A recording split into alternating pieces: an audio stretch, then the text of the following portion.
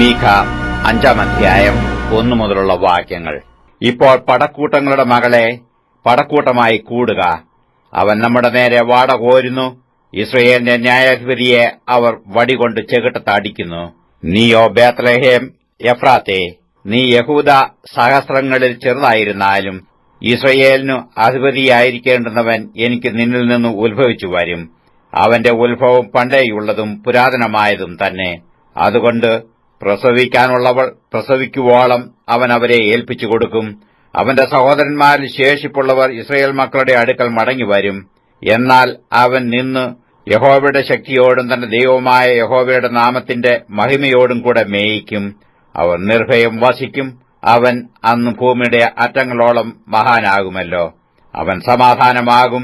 അശ്ശൂർ നമ്മുടെ ദേശത്തു വന്ന് നമ്മുടെ അരമനകളിൽ ചവിട്ടുമ്പോൾ നാം അവരുടെ നേരെ 7 ഇടയന്മാരെയും 8 മാനുഷപ്രഭുക്കന്മാരെയും നിർത്തും. അവർ അശ്ശൂർ ദേശത്തെയും അതിന്റെ പ്രവേശനങ്ങളിൽ വെച്ച് നിമ്രോദ് ദേശത്തെയും വാൾ കൊണ്ട് പാഴാക്കും. അശ്ശൂർ നമ്മുടെ ദേശത്ത് വന്ന് നമ്മുടെ അതിരുകളിൽ ചവിട്ടുമ്പോൾ അവൻ നമ്മെ അവരുടെ കൈയിൽ നിന്ന് വിടുവിക്കും. യാക്കോബിൽ ശേഷിപ്പുള്ളവർ പല ജാതികളുടെയും ഇടയിൽ യഹോവയിങ്കൽ നിന്നുള്ള മഞ്ഞുപോലെയും മനുഷ്യനായി താമസിക്കുകയോ മനുഷ്യപുത്രന്മാർക്കായി കാത്തിരിക്കുകയോ ചെയ്യാതെ പുല്ലിന്മേൽ പെയ്യുന്ന മാരി പോലെയും ആകും. യാക്കോബിൽ ശേഷിപ്പുള്ളവർ ജാതികളുടെ ഇടയിൽ അനേക വംശങ്ങളുടെ ഇടയിൽ തന്നെ കാട്ടുമൃഗങ്ങളിൽ ഒരു സിംഹം പോലെയും ആട്ടിൻകൂട്ടങ്ങളിൽ ഒരു ബാലസിംഹം പോലെയുമാകും. അത് അകത്ത് കടന്നാൽ ചവിട്ടി കടിച്ചു കീറിക്കളയും. വെടിവയ്പാൻ ആരും ഉണ്ടാകയില്ല. നിന്റെ കൈ നിന്റെ വരികൾക്ക് മീതെ ഉയർന്നിരിക്കും. നിന്റെ സകല ശത്രുക്കളും ഛേദിക്കപ്പെടും.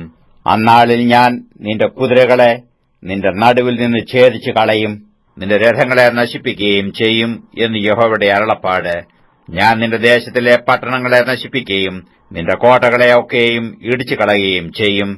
ഞാൻ ക്ഷുദ്രപ്രയോഗങ്ങളെ നിന്റെ കൈയിൽ നിന്ന് ഛേദിച്ചു കളയും. ശകുനവാദികൾ നിനക്ക് ഇനി ഉണ്ടാകുകയുമില്ല. ഞാൻ വിഗ്രഹങ്ങളെയും സ്തംഭപ്രതിഷ്ഠകളെയും നിന്റെ നടുവിൽ നിന്ന് ഛേദിച്ചു കളയും. നീ ഇനി നിന്റെ കൈപ്പണിയെ നമസ്കരിക്കുകയുമില്ല. ഞാൻ നിന്റെ അശേര പ്രതിഷ്ഠകളെ നിന്റെ നടുവിൽ നിന്ന് പറിച്ചു കളയുകയും നിന്റെ പട്ടണങ്ങളെ നശിപ്പിക്കുകയും ചെയ്യും.